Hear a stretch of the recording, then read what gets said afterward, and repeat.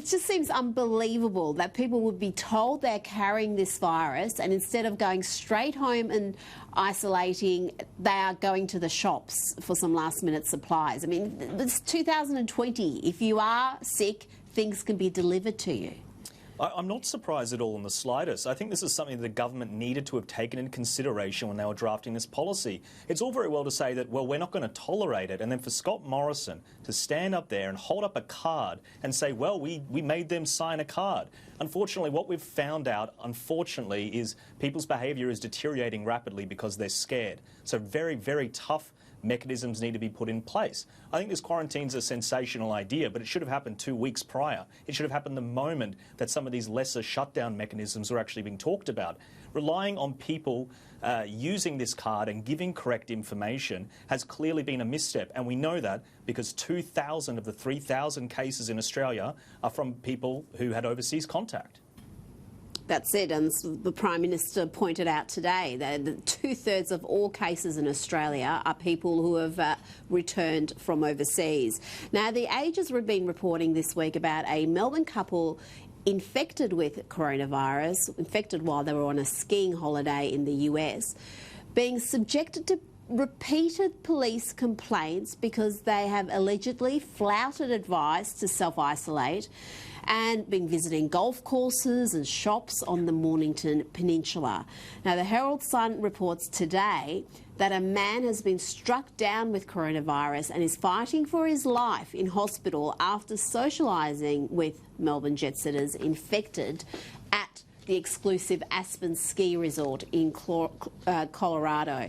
And another man who interacted with one of the alpine ski set is also had the virus, had to be hooked up to a ventilator, but thankfully has since recovered. That report is in the Herald Sun. Jenna, I don't know what we can do. We've got fines in place, but there are not too many fines being handed out. But if you've got someone who is a jet setter and has got quite a lifestyle, perhaps a $20,000 fine isn't sufficient punishment to discourage them from behaving in this manner. Yeah, that's why I think that these measures for isolation, as Jack pointed out, they should have been in place 2 weeks ago, because apparently when I don't speak rich person, because I'm not one of those people, so I didn't realise that when you need to, you are a confirmed case and you need to abide by the rules, not for yourself. You may have enough money to look after yourself, but it's the people that you mingle with, the workers, say, at the golf clubs and at the ski resorts, who probably have a poorer health condition, not enough money with private health coverage and things like that to look after themselves, or you have no idea what those people have got on going back at home. They could have someone, a very sick relative that's going through cancer treatment that now has to cease because this person has been flouting the rules and has been completely irresponsible. And I just think they should either be kept in Aspen or thrown in one of those, you know what, a 3-star hotel. Put those people in a 3-star hotel for 14 days and see how they like it.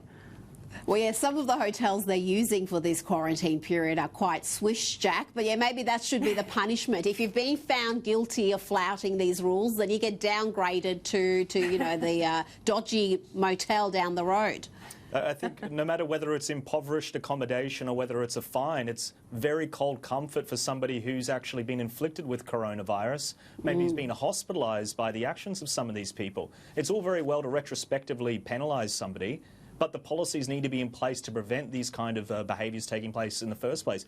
I think, look, I don't want to be too harsh on Scott Morrison, because I do think he's handled this, and the way he's presented it has been quite comforting to people. I do think he's handled it overwhelmingly positively, but I think this has been a massive mistake, because what you've seen is he's reacting. So he's reacting to Bondi. That was a day before the first initial stage 1 lockdown happened, everybody at Bondi ignoring the ban. And now we see these photos at the airport. Then all of a sudden, oh, the card's not good enough. All of a sudden now we need to quarantine everybody. The government should have had the foresight to know that people were going to opt not to self-isolate. Well, we're dealing, Jack, with a crisis the likes of which we've never seen before. And yes, there's some things you think, well, that would have been a common sense approach, but there is just so many different things to consider, so many different factors that I think the government thus far, and I'm talking both state and federal, have been pretty sound in how they've handled that throughout the country, except for that Ruby Princess debacle, and we have so many infections coming from that one bad decision, and the impact of that is going to be ongoing now for some time as more people become infected.